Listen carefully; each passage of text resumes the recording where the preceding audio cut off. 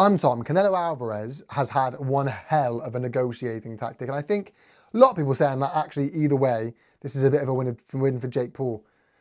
Perhaps it is, right?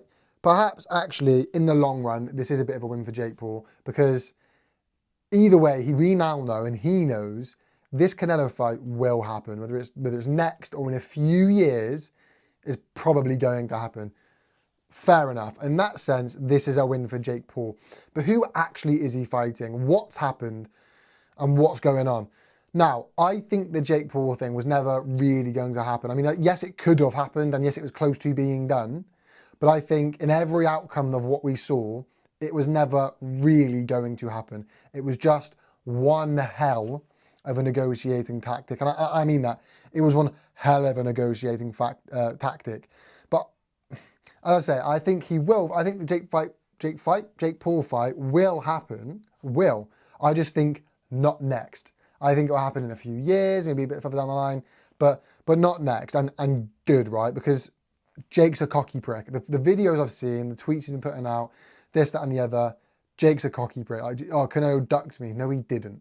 He didn't duck you. He used you. That's what he did. And Jake's upset. Jake's upset because he probably called his brother. Oh, guess what? I got the Canelo fight. You didn't. You got played, mate. That's what happened. Now he's putting these videos out and these tweets because he's a cocky prick. He didn't duck you. He used you. There is a difference there. He used you, you cocky scumbag. And Canelo versus Crawford is what he was using you for. Canelo versus Crawford is why he was using you. You've been used to make the Canelo versus Crawford fight, which is huge for boxing. And look, what Jake's done in the space of boxing is fairly incredible. Whether it's good or bad, whether it's right or wrong, it's pretty great. It's pretty incredible. There's no denying that. And that's why Canelo used you to make the Crawford fight. Now, obviously, he's had his fight confirmed for May.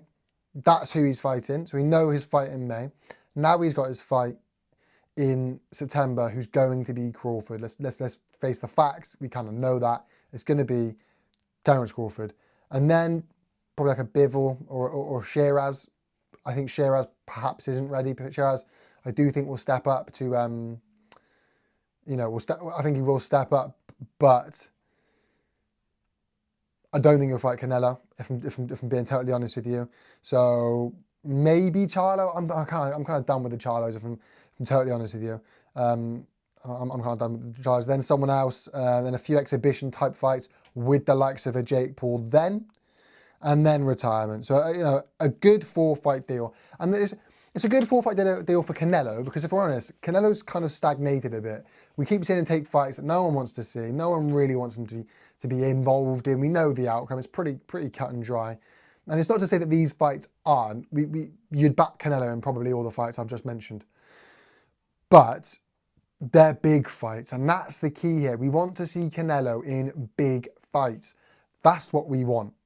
That's what we want. And to get kind of a scale on how big these fights are, again, as I say, that Jake Paul Canelo thing was real. I didn't think it was ever going to really happen, but that was real.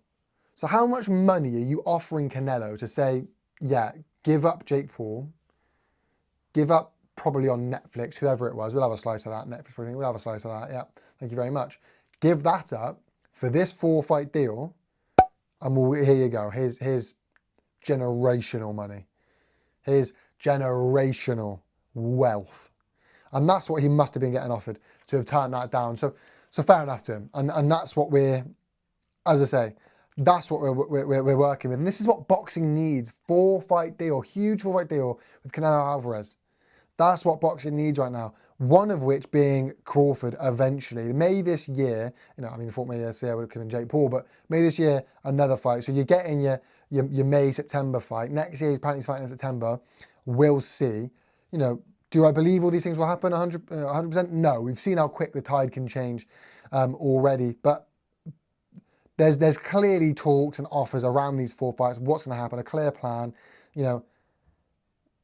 A relatively low risk fight in May before Crawford. And at this point now, if this fight was to happen with Jake Paul, at this point now, make no mistake, Canelo Alvarez ruins Jake Paul. Saul Canelo Alvarez ends that fight when he wants, how he wants.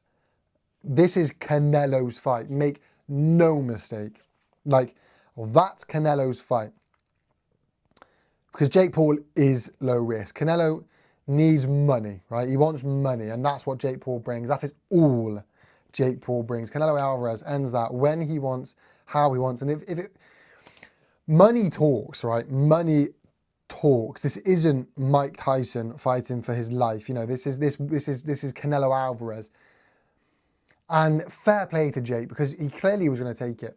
Clearly he was going to take it. That was an option. He was going to take that fight. So fair fucking play to him, because again, it's Canelo Alvarez, and it just makes you think the boxing world is crazy and money talks. I don't think it will happen yet, because Canelo wins that when he wants, how he wants. He ruins Jake Paul. I think we'll see the 4-fight deal play out. But you let me know your thoughts, people, in the comment section down below. Thank you so much for watching. Make sure you leave a like, subscribe. You know how YouTube works, people. Peace.